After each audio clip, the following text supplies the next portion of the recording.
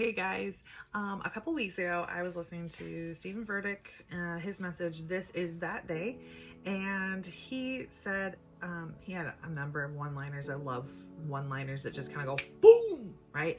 He had one that said that integrated faith is choosing to remain in hope while also leaving room for disappointment.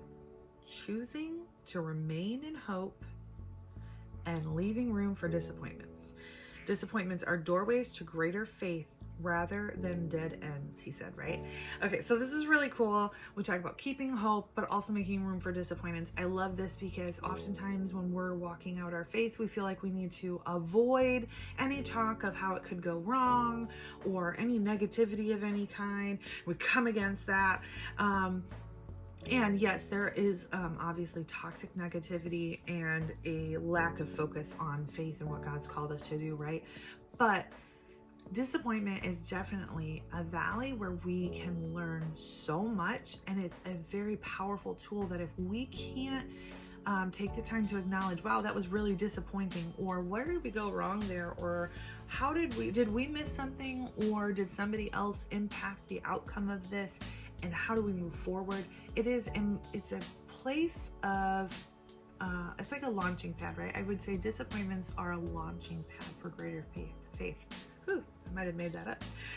But in this moment, when he said, choosing to remain in hope and leaving room for disappointments, I immediately thought about a few years ago, me and my husband went out to San Francisco, and we got to go through this whole exhibit about the San Francisco Bridge, the big, oh my gosh, the Golden Gate Bridge, thank you. And they talked about, and obviously I'm from Michigan as well, so I've also gone to the Mackinac Bridge Museum.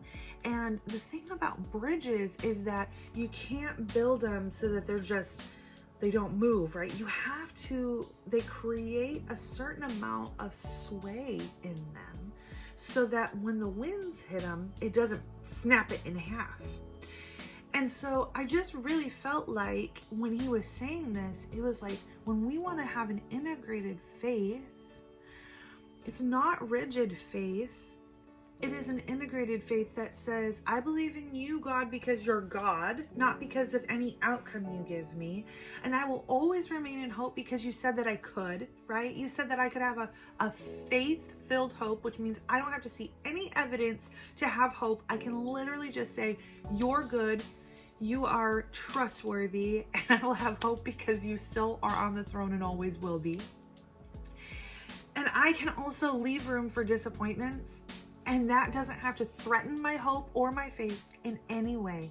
And so I would say, have faith like a bridge today.